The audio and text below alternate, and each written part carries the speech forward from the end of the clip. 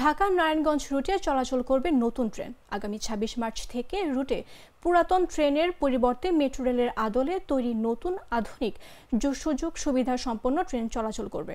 দীর্ঘদিন ধরেই নারায়ণগঞ্জবাসীকে নানা ভোগান্তির শিকার হয়ে ঢাকা নারায়ণগঞ্জ রুটে ট্রেনের যাতায়াত করতে হতো, যার কারণে নারায়ণগঞ্জবাসীর দাবি ছিল এই রুটে ট্রেন সেবার মান বৃদ্ধি করা।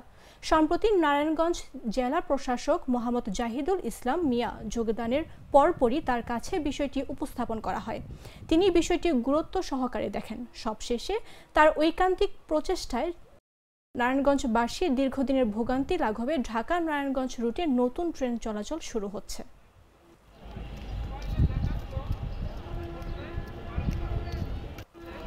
রেল যোগাযোগ ব্যবস্থাকে কিভাবে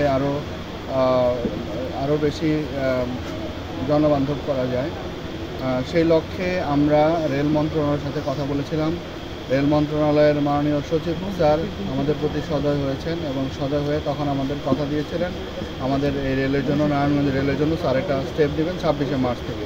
আজকে স্যার আমাকে কনফার্ম করেছেন আপনাদের এই নারায়ণগঞ্জ থেকে ঢাকা পর্যন্ত বর্তমানে যে মেট্রো রেল চলছে, নতুন যে ট্রেনগুলো এসেছে মেট্রো রেলের, ওই মেট্রো রেলগুলোই ৮টি commuter train Narayanganj to Dhaka চলবে, ৮ জোড়া। আমার একটা স্মার্ট সিদ্ধান্তে ২৫% গ্যাসের খরচ কমেছে। ভাবছেন কিভাবে? সাধারণ গ্যাস স্টোভ বদলে আমি এনেছি আরএফএল গ্যাস স্টোভ। এর সাইন্টিফিক নজল ও ব্রাস বার্নার ক্যাপ সমানভাবে তাপ ছড়িয়ে রান্না করে দ্রুত, তাই গ্যাসও বাঁচায় ২৫%, টাকাও বাঁচে ২৫%। আরএফএল গ্যাস স্টোভ নিরাপদ ও গ্যাস সাশ্রয়ী।